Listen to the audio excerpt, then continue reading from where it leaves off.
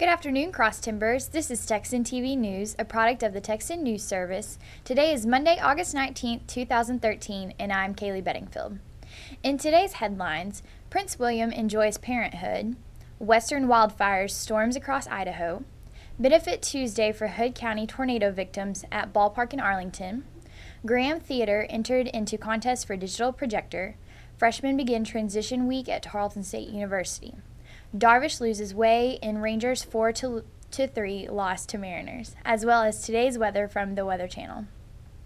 In international news from the Associated Press, Britain's Prince William described his joy of being a parent to CNN News. His newborn son, Prince George, is a, quote, little bit of a rascal, and car seats can daunt any dad, Prince William said. The second in line to the British throne described being joyful when he and the Duchess of Cambridge, Kate Middleton, introduced their son to the world on the steps of a London hospital last month. William told CNN in his first interview since Prince George's birth on July 22nd that both he and Middleton couldn't wait to show off their son when they emerged from the St. Mary's Hospital to meet the world's media a day later. William also spoke about his nerves over fitting the car seat securely into the Land Rover before driving off. He said, quote, "Believe me, it wasn't my first time, and I know there's been speculation about that. I had to practice. I really did." William and his wife's assured do-it-yourself performance in front of the hospital helped cement the couple's image as the modern face of Britain's monarchy. But William said the decision to take his own baby in hand and drive home in the glare of international press was a way of establishing his independence. Quote, "I very much feel if I can do it myself, I want to do it myself," William said. "There are times where you can't do it yourself and the system takes over, or it's appropriate to do things differently. But I think driving your son and wife away from the hospital was really important to me." As for the nearly 1-month-old baby, William said he reminded him of his younger brother, Prince Harry. At the end of the interview, William said, "At the moment, the only legacy I want to pass on to him is to sleep more and maybe not have to change his nappy so many times." The interview is part of a 1-hour CNN documentary that is scheduled to air September 15th. In national news, according to the Associated Press, fire managers expressed optimism Sunday in their battle against a wildfire that has scorched nearly 160 square miles and forced the evacuation of 2,300 homes near the central Idaho resort communities of Ketchum and Sun Valley. Officials said the blaze had grown by only about 12 square miles because of cloud cover the day before and the arrival of additional crews and equipment. Many firefighters worked Sunday to create protective fire breaks or gaps in vegetation. More than 1,200 people and 19 aircrafts were battling the lightning-caused Beaver Creek fire, which started August 7th and was 9% contained. Nearly 90 fire engines also were in the region, many protecting homes in the affluent area where celebrities like Arnold Schwarzenegger, Tom Hanks, and Bruce Willis own pricey getaways. Hartman said Sunday a retardant was being dropped on the flank of Bald Mountain, the Sun Valley Resort's primary ski hill, to reinforce a fire line. That meant the famed ski mountain known as Baldy, and often used in publicity photos, would have a red line of retardant visible from Ketchum. Hartman said the drop was part of a plan by fire managers to bolster protection for the Tony Resort town, but he noted that the fire had not yet spread to the mountain. Meanwhile, crews continue battling other wildfires across the west, including a group of fires near the Oregon city of the Dalles on the Columbia River.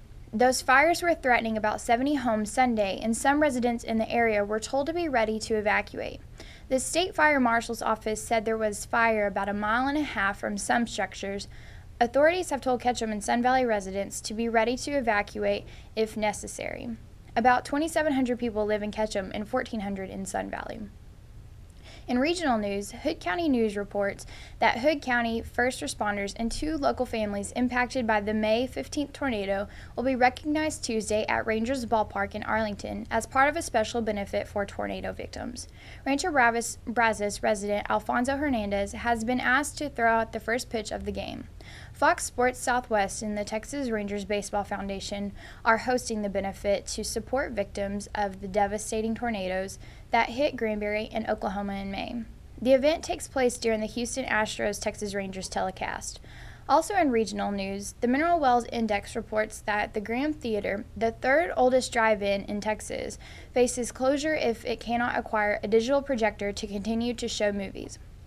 Honda is sponsoring a national contest that will allow 5 drive-in theaters to win the projector they need to remain in business. After this year, 35mm films, still used by drive-ins all over the nation, will no longer be available in favor of a switch to exclusively digital movies. Such an upgrade could cost the theater more than $100,000. Honda's contest will allow voting through September 9th at projectdrivein.com. Granbury's Brazos Drive-In is also a part of this contest.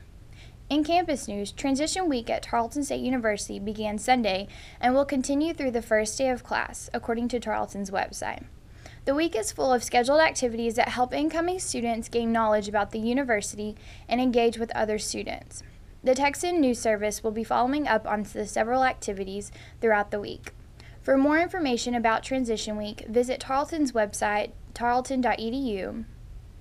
In today's sports from the Associated Press, the Texas Rangers lost to the Seattle Mariners 4-3 on Sunday.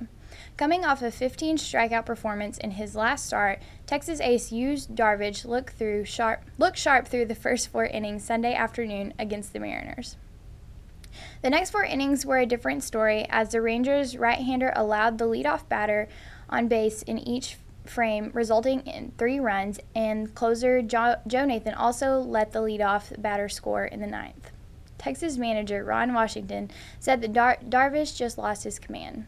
He said, "Earlier he was spotting it up, and then as we got past the 5th inning there, he was just a little erratic with his command. But then again, he was able to pitch around a lot of that trouble also."